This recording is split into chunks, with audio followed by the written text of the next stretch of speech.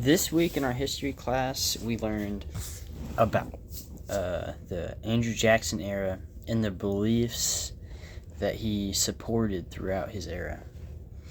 We learned about populism, which is the belief in the common man can accomplish anything, because Andrew Jackson himself was a self-made man who didn't come from much wealth.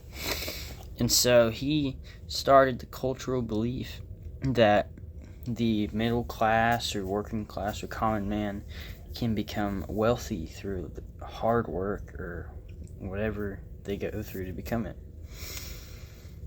And that has gone through America to today, where anyone with enough work can become wealthy or get any sense of accomplishment they want by just through working through it.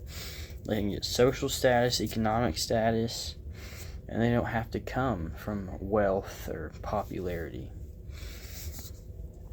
We also learned about manifest destiny, which is where the Americans believed that they were destined to take over the entire continent.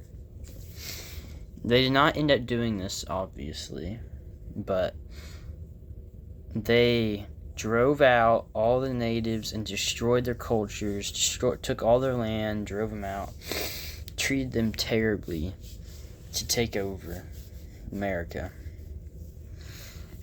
And it was really not good, because we just ended up not doing that.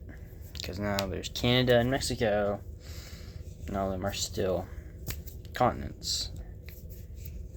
Or countries on our continent, my bad. And then in the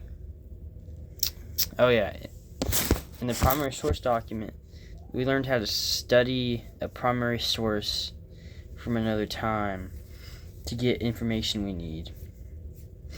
And this primary source was from the Jackson era, I believe. It's really interesting seeing what people talked like back in that day, in their letters and in their everything that they did. And it was really cool. And yeah, I really enjoyed that Jackson era, because his principles are still here to this day about just the common man becoming. I feel like that's what his main thing was the power of the common man.